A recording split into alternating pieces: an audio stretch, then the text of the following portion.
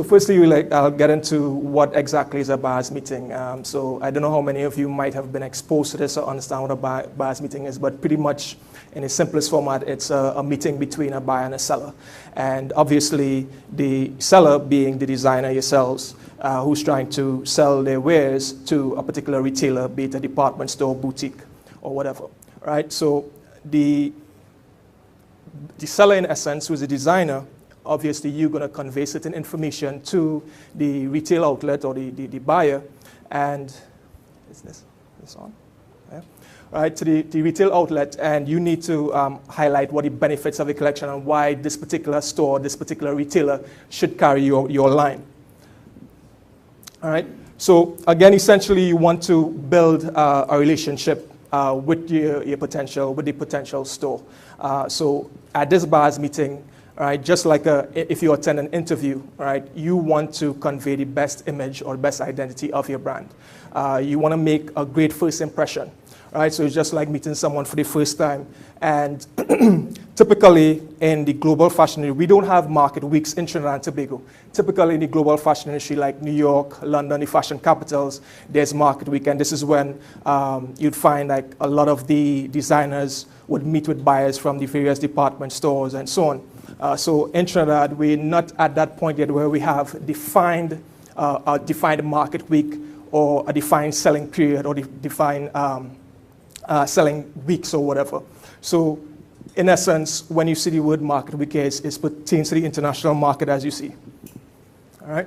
So with respect to ahead of the next selling season, and you'd see in the global fashion industry where you have, as Hannah highlighted earlier, you might have spring, summer, and you would have autumn, winter. Those are the two main seasons. And pretty much you'd see the market weeks or the fashion shows and so on, they take place at least 6 months in advance of the next selling season. So in let's say in September, right? Let's say September of the year, you'd see they would show garments or collections for spring, summer of the following year, right? So typically it's about 6 months in advance of the selling season, right? So as far as presentations, you'd see they may take different formats. And as far as selling a collection, right, you could have what is called you could have the buyer's meeting, which is a person-to-person contact. You could have a phone call, so that might be in a case where you are located here in Trinidad and Tobago and you're dealing with buyers overseas, right? Also, it might be online, so we know you could stream online or have video conference calls and so on. So there are different formats that are acceptable, and depends on the retailer if they're willing to entertain such formats. Remember, you're trying to build a relationship with a particular retailer.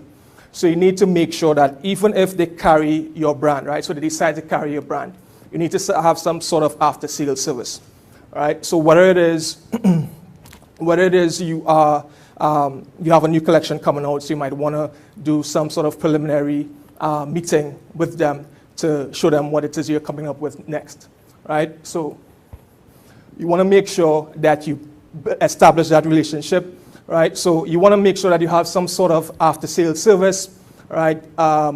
Probably with respect to your fit and so on. Probably there might be any issues. They might have a certain number that they could contact for support, okay? And you want to stay on the ball, right? So meaning you want to be responsive. So for example, let's say the retailer, they carry a line and it sells really quickly, right? They might want to place another order. So if they want to do a reorder with you, you want to make sure that you could be responsive and be flexible in a short time frame, all right? Let's say you have a buyer's meeting. They are interested in carrying a line. Sometimes this is an area where you want to be flexible, right? So the designer might say, you know what, we like this, but do you offer it in this particular fabric, or do you offer it in a particular color, right? So this is what this is referring to, right? So if you might be able to customize it to fit their store, right? How is your product packaged to sell? So is it a box, clip strip, clamshell, and I'll show you some stuff later as far as packaging and floor-ready merchandising, right? Are you priced competitively, right? So continuing, who is your competition? Has your product been tested? Do you hold patents for your product, right? So can it be knocked off, right? What is the average defect rate for your product, and what is the warranty? What are your minimum order quantities? Are you able to provide enough inventory for a large order? Right? Are these in stock? If not, how soon can you deliver? right? Will you be able to keep up with demand if your pieces sell out faster than expected? If all goes well, how soon can you ship reorders? Are you willing to do consignment? Are you willing to do a wholesale discount or promotion? A lot of times, especially if you're an emerging designer, it might be helpful where the store might do some sort of a promotional launch or even like a trunk show or some type of event to promote or test to see how your line would do in their store, right? So it's not uncommon to have that, right? What are your payment terms? So, so in preparing for the buyers meeting, right, again, with respect to what I said earlier, right, you want to be unique, different, you want to be innovative.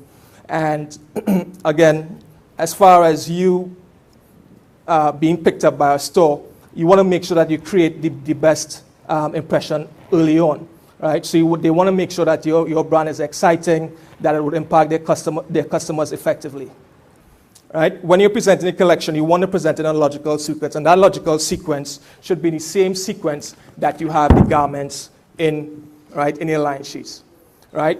The reason you want to do that is you want to make sure that they follow along as you present the garment. So the very first garment, if you were to present, right, this first one. Now I have this here package because I'm going to talk about this in a little bit, right? But obviously if I was at a buyer's meeting, this would be on a hanger, right? Wrinkle-free, all right? So following that one, let's say if this were the second one, right, I would have that one on a hanger display and I would present it in that fashion. I have that shirt there. Right, so you want the clothes to speak for themselves and you want to highlight any key selling points. Okay, so key selling points. Now, if you're a designer who is not into trends, right, so you might consider yourself a trendsetter. Again, you want to highlight within your collection what are your trends in silhouettes, what are your trends in fabrics, what are your trends in color. However, you might have key selling points, for example, if you are tapping into trends. So let's say there are current trends that exist within the marketplace, right?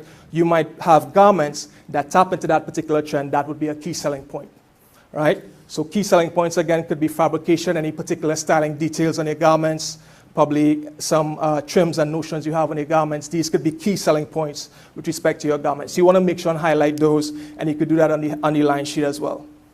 The lookbook is something, again, it could communicate the personality of your brand. It's a way you could extend that information as far as conveying the personality of your brand and conveying tell more of the story of your particular brand. All right, so I'm going to show you an example of a lookbook that just for mock-up purposes, right? Again, this is a marketing tool. Again, it's to grab the buyer's attention and to make them more enthusiastic to actually buy a collection, right? So again, it's to get their attention. And as I was saying before, a good way to convey your brand identity and to tell the story of your brand, convey your vision, convey your values, right, and make that lasting impression. So pretty much, right, you would see, as opposed to the line sheets, you'd find that the lookbooks have more editorial type images. Now, I just used the same images I used from the line sheets, like I said, for just a mock-up purpose. But if you look at the images to the side, these are all images of lookbooks. So you see, again, it's more editorial in terms of the format, right? So it's easier for you to tell your story and convey the image or the personality of your brand.